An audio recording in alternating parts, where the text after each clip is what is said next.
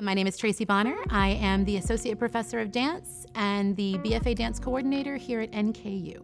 I grew up in Lexington, Kentucky as a dancer and competitive dancer. I went on to undergraduate school at Shenandoah University, which is Shenandoah Conservatory of Shenandoah University. And after graduating from there, I went on tour with about 5 different Broadway shows.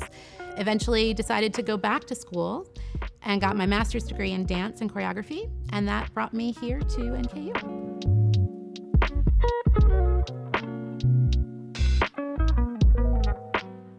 I think dance is the expression that most embodies the human spirit. It is not something you can create outside yourself. You are the art, and so you have to be completely committed to it in a way that no other art form requires you to be. If you're looking at studying post-high school, post-secondary school, you need to look at what the programming that you're looking at might give you and what you might want from that programming. There are programs like the Martha Graham School or the Alvin Ailey School that are completely disconnected from university systems, and those are meant to help young people prepare for moving directly into those companies, and that's exactly what they're for. It's kind of a stepping stone that you move through the company. When you're looking at university systems, you've got to kind of look at what's going on at that school. Don't trust only the things you know, right? The faculty may be wonderful faculty, but they may not be wonderful faculty for you. If you're a ballet-focused dancer and it's all a jazz program, you're not gonna have the best experience. So do the research beyond the basic, right? And pay attention to all the other things that are going on in the program, as well as maybe their alumni and what their alumni have done or are doing. Is there a strong alumni connection? Because that's gonna help you set yourself up for what's coming next for you. I think for somebody that's looking to do something in dance outside of high school or beyond high school, when you're looking at universities, you need to think about if you want a conservatory environment or a liberal arts environment. It's going to give you 2 very different experiences. A conservatory environment is really going to prepare you for a high-level performance program or a high-level performance career. A liberal arts is going to prepare you more for a teaching or a research or that kind of experience. So looking at where you want to be and where you want to be after you're done performing, because also as a dancer, we have a short shelf life, right? So you're not going to be dancing until you're 50. You've got to have something that you can do that's still dance adjacent once you've completed that part of your life. I also would highly recommend that during your programming, study something other than dance. Maybe arts administration, maybe marketing, something that allows you, when you move on professionally, to have another skill that can help you be marketable, hireable. Many of our dancers here have gotten a marketing minor or an arts administration minor because that's gonna lead you into the career that will keep you a part of dance long term, and it won't be something that you have to quit if and when you get injured or you decide to stop dancing. For a dance audition, make sure that as you are going through the audition process, like everybody's nervous, right? Everybody's nervous when it comes to auditions, but remember that you're auditioning them too, right? And so you want to go into those auditions with a critical eye. You want to make sure that as you go into that environment, is the studio clean?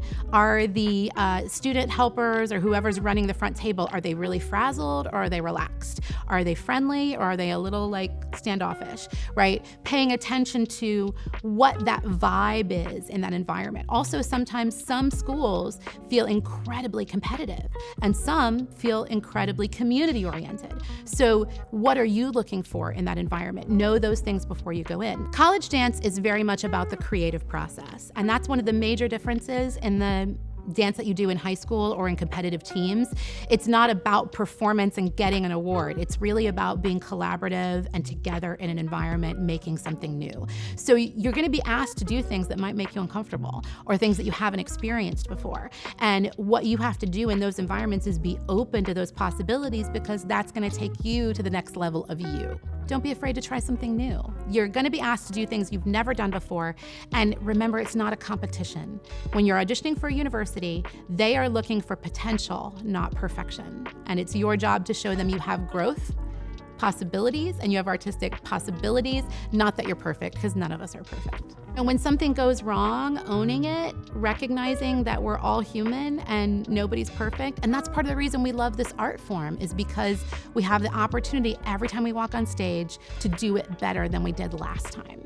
And if we can live in that space of constantly making a difference with the work that we do, then there's no way it's not going to be a positive experience. I am a dancer, and you could be too. And as a reflective project, here's some things you could try to develop these skills. In our world now, you also have to be a filmmaker as a dancer. So film yourself doing some dance. Doesn't matter where it is, outside, in your bedroom, in your garage, and put that together. See if you can put together a reel of some different aspects of the work that you do or the work that you like.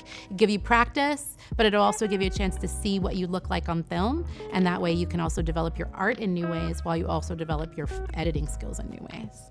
A dance reel should really be a kind of conglomeration of a lot of different works. So if you are a tapper, hip hopper, lyrical, ballet, jazz dancer, you should have clips of all of those things in your reel.